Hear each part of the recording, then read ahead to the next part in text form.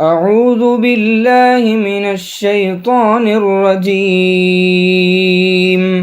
قال يا قوم أرهطي أعز عليكم من الله واتخذتموه وراءكم ظهريا إن ربي بما تعملون محيط. ويا قوم اعملوا على مكانتكم إني عامل سوف تعلمون من يأتيه عذاب يخزيه ومن هو كاذب وارتقبوا إني معكم رقيب.